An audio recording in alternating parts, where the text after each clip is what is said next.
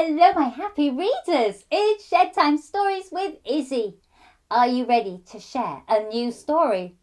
Well, I have chosen a rather achy story to share.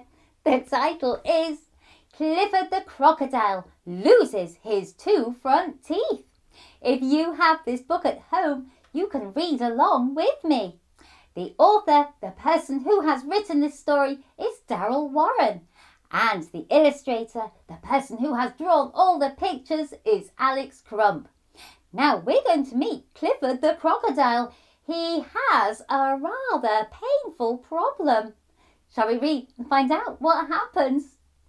Clifford the Crocodile loses his two front teeth. Clifford thought his teeth were a sight to behold, but amongst the teeth there was some goo, slime and mould. With 40 teeth above and 40 below, a dark secret was lurking he didn't know. After a big meal, he would slip onto a riverbank and lay in the sun. Open his mouth wide to let the birds in to have their fun. In they would hop to eat old meat between the razor-sharp teeth, fluttering about, seeking food on top and underneath. Clifford's bird friendship had been going on for many a year, but the birds still entered the cavern of teeth with some dread and fear. Although there was plenty of gristly, smelly meat hanging around, the birds still left some, as they didn't feel entirely safe and sound. For Clifford was too lazy to find a long stick to brush his teeth some more. To him, it was a waste of time and, frankly, just a bore. He rarely checked the reflection of his teeth in a local watering hole, as he assumed the birds carried out an excellent cleaning role. Sadly, one day, Clifford felt some pain in his upper jaw. "Ouch!" he wailed. "That's really sore!" But he kept on chewing more and more. And with that, his two big front teeth fell to the floor.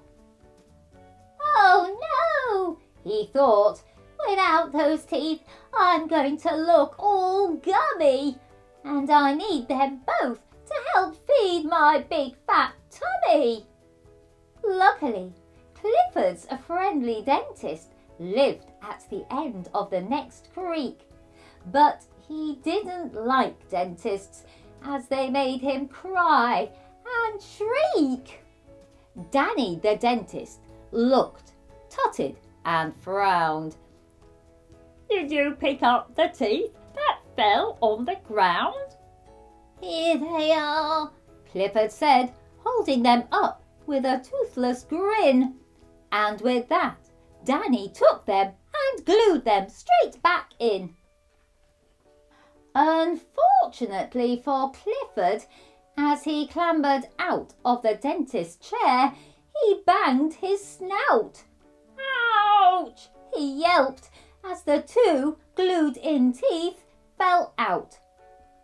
"Okay, don't worry," said Danny. "Let's see what I can find. Let me have a look for things that the patients have left behind." "Like these?" asked Danny, holding two grey curly fangs left by an old warthog.